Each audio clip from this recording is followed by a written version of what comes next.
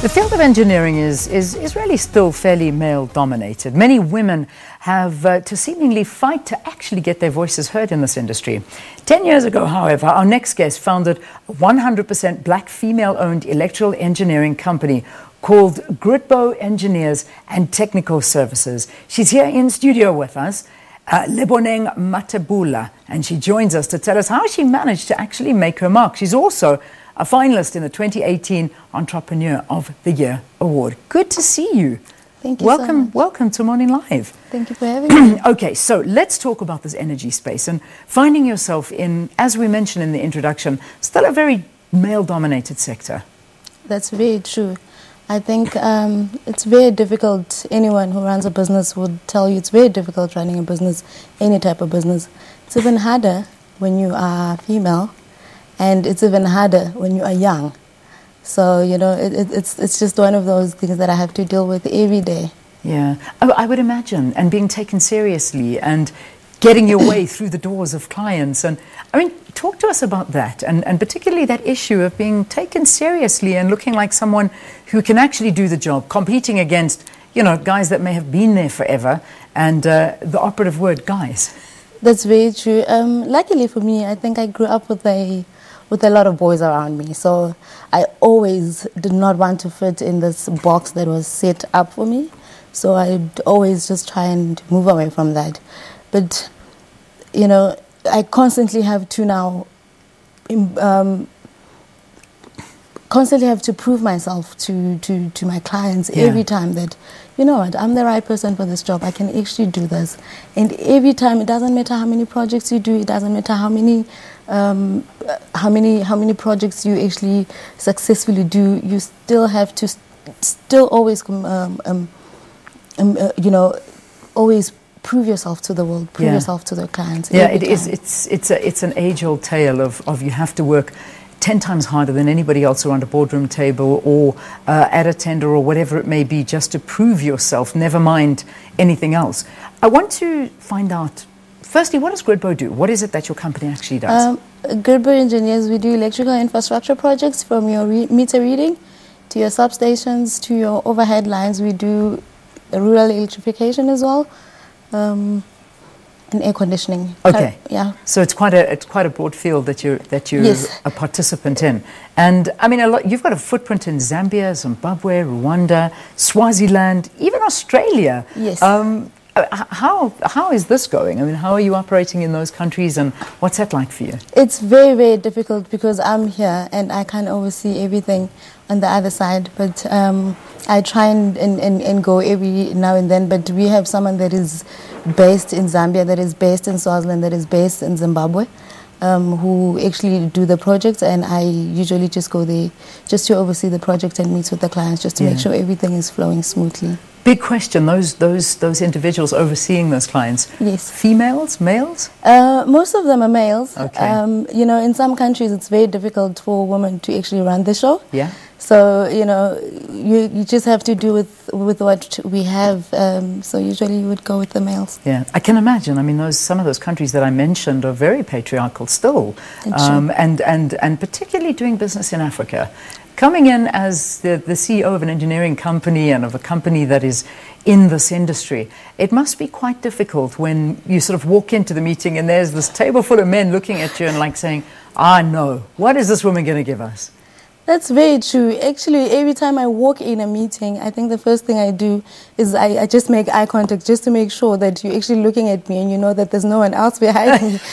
Yes, that you're not the secretary coming to take notes. True, because every time I walk in, you know, the person I'm coming into is still looking just right behind me like, where's the CEO? I'm like, it's me. It's just, this is me. This is the show. And let's get it on. Like, hey, can we get over that? And can we talk business now? True. Yeah. You know, it is difficult. We laugh about it, but it shouldn't be that way. You know, it should be that you walk in, and people still do this on an airplane. It's like, you know, when you hear that the pilot is going to be a woman, automatically you just see a couple of people looking around thinking, oh my gosh, okay, you think we're going to be okay? I mean, really? Are we still thinking that way in this day and age? But we do, and people do, and this is the reality, and that's why we still have to focus on these issues and say, hang on a second, just get over yourself. I'm doing a job, and I'm doing it as good, if not better, as a man. That's very true. You know, every time that I actually, just before I'm awarded the contract, the client would request to meet. And every time you do meet, they would always want to meet you like 3 times just before they award you, just to make sure that, you know, the contract is in safe hands.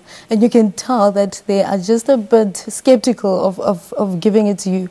But it gets easier when you work with clients that you've worked with before, because then they have better faith, you know, because if you have a relationship already, it just becomes a lot easier. But even still with those clients that I still have, you know, they still have just a little bit of doubt. You know, it's always a matter of every time the project is like 30%, are you guys okay? Are you guys like, yes, we're doing okay. We're going to finish it just as we've done with all the other projects. Don't worry, sit back. I've got this. Yeah, we've got this. We're okay. I mean, you've got some big companies that you do work for. It's not necessarily these small companies. We're talking the likes of an Anglo-American, and I mean that's a big accolade to you as well.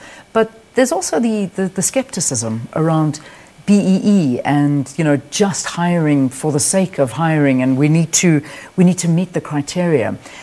You know, what are your perspectives on that? You know, when it comes to the BEE, I honestly think it plays a very big role. Because, you know, when I came in, it was very hard to penetrate the market.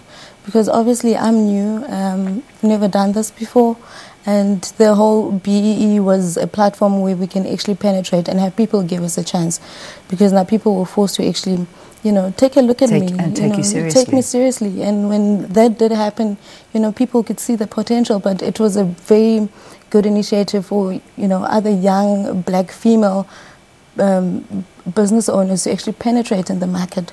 So, you know, so it's been good for you. But I think the question is the meaningful impact that you're able to make, and not just be this, you know, like a sideshow where it's like, okay, well, we'll tick the box, but you just sit there silently, just so that we can meet our points and credits and all of that stuff. But you're actually ensuring that you make a meaningful impact with this opportunity. Yes, I do. You know, even in my line of work now, I still empower other young people. That is, every time I try to hire, every time I'm looking for someone, I always go for the younger ones. I always go for the young females. You know, I work with a young woman called Emily just now. She's also one of the engineers on site. And every time she will call me and she will tell me that, you know what, I'm just having a very difficult client here who refuses to understand what it is we're doing and who refuses to actually note that I am managing this project. I'm like, don't take it personal. Yeah. You know, just let them know you're there. Just do your work and they'll see. So over the years, it has taken time for even the clients to have faith in the people you bring in. But it has been a bumpy road, but a great one. How many people are you actually employing at the moment? At the moment, we have about 37. Amazing. 37, but then because we do project-based projects, in most cases we would hire casuals from wherever it is we're working. So, on a, you know, I would, if we had to do with the casuals, it would be around about 100.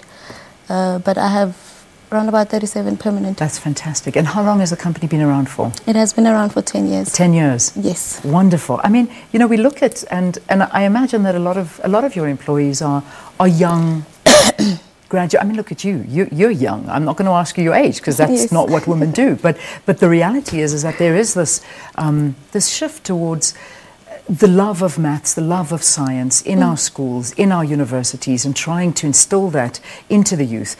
Do you find that that's happening? I mean, the graduates coming out now, finding employees for your company, is it getting a little bit easier?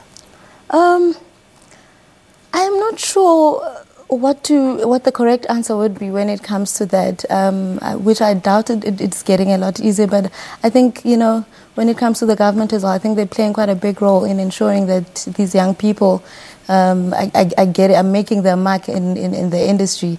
Even myself, I just recently started, and we started a program called Youth in Energy that actually gets the other youths that we take in, the internships that we do, and also just to find other companies that are willing to take in young engineers to start work. Yeah, yeah. Great. I think you're doing an amazing job. But, you know, other female engineers or young students that are sitting out there and thinking, you know, I don't know if I can do it in this industry. What is your little pearl of wisdom to them?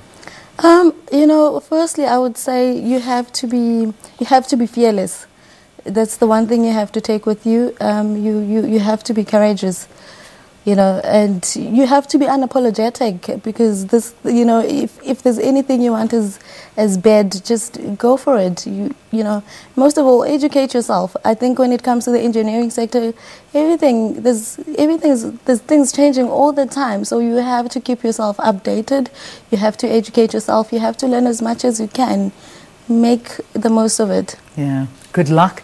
Thank you for being a great candle for others to follow you as you light the way in the field of engineering, and your company that is doing so well all over the place. I mean, as you heard, Zambia, Zimbabwe, Rwanda, Swaziland, even Australia, working for big giants like Anglo American, and behind it all is this young power called Leboneng Mathebula, who is 10 years founded this 100% black female-owned electrical engineering company. It's called Gridbow Engineers and Technical Services. So congratulations to her, and we'll continue to highlight and profile amazing young women here in South Africa and in different fields throughout this Women's Month. So it's really lovely to have had you here. Thank you again for your time. Thank you so Let's take a break. We'll see you after this. Do stay tuned.